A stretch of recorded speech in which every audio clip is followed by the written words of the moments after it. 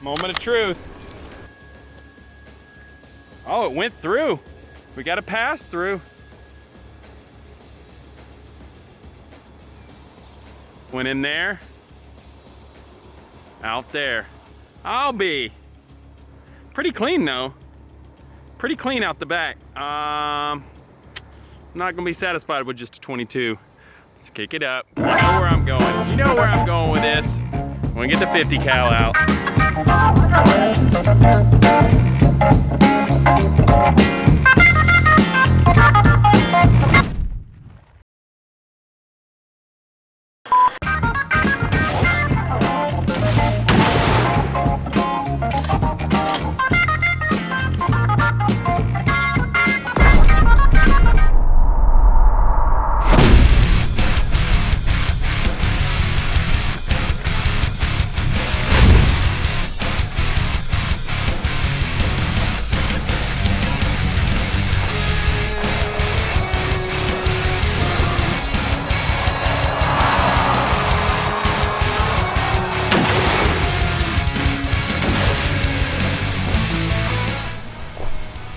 Nice.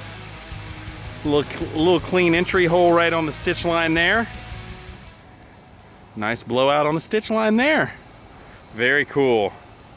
A little bit bigger exit wound than the 22. Just a little bit. Just a little bit. No, wee bit.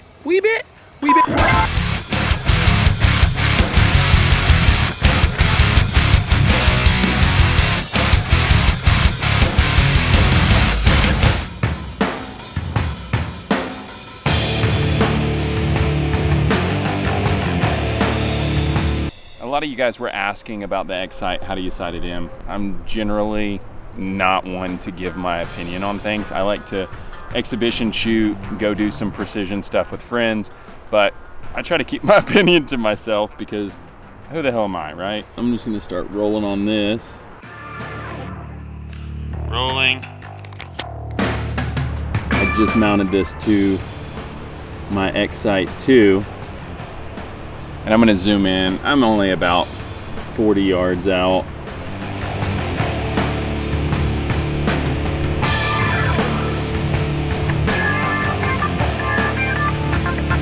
Yeah, that should be good enough. Adjust my focus.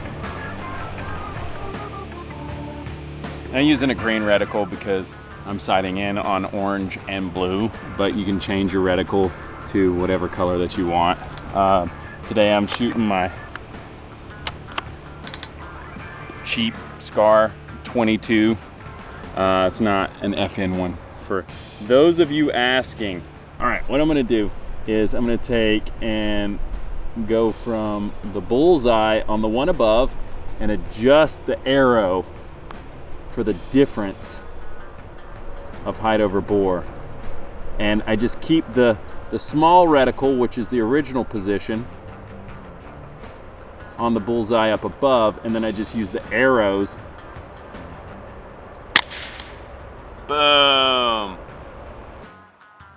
That easy. That easy, my friends. All right, let's get to shooting. It's a nice shade of pink on me. Looks lovely. It was a little hot out at the range and starting to get a little bit of heat stroke going on there, just a little bit, or heat exhaustion. But you can tell by the sunburn, I'm a little pink. So generally what happens when I'm at the range by myself like that, I'm like, screw it.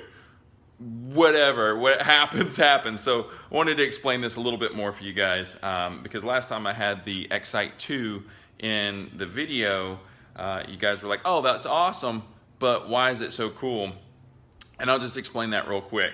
One of the things I really dig about it is being able to set profiles. For me, that is the biggest benefit of having that. A lot of people like to be able to record their hunts or shoots or whatever it is.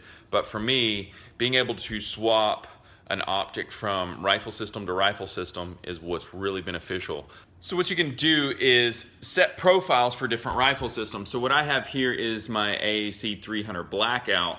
But whenever I take the Excite 2 off of my rail system here, I just mark where I have it set at, and then I just take and throw it onto this Scar 22 that you guys have seen me use in a lot of the videos.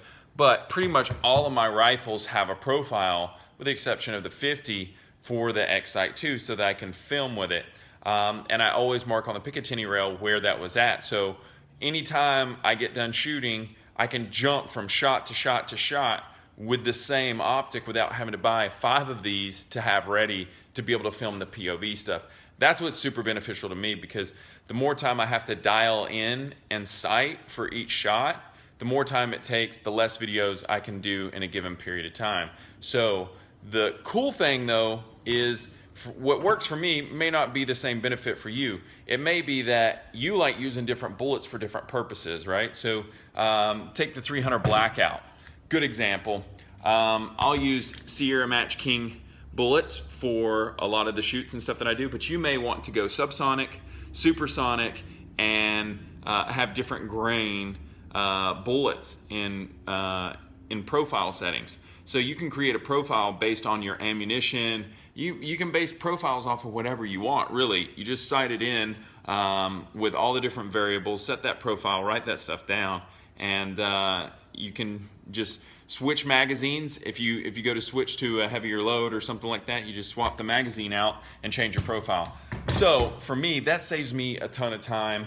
Hopefully that makes a little bit of sense for you guys, given that the fact that they're hundreds of dollars and not thousands of dollars. It just really made sense for me to start using it in videos and everything. But anyways, all right. So, now you guys have seen my home. You've seen my home, my new home in California. Got the Black Rifle Coffee wood art there. Got the American flag. And just so you guys know, I didn't forget about them. My paintings are still there. So, and then I'll give you guys a quick tour. Boom. Johnny Cash. Tour's over. But yeah, maybe I'll show you guys some more stuff here around the house and everything at a later time. But I don't want this video to run on for too long. So, gonna be filming with Matt. Well, I won't be filming with Matt. I'll be seeing Matt and some of the guys in Salt Lake probably later on this week. And then I'll be going and filming with Kit next week. So if you guys want to see anything, let me know. And yeah, I'll see you next week.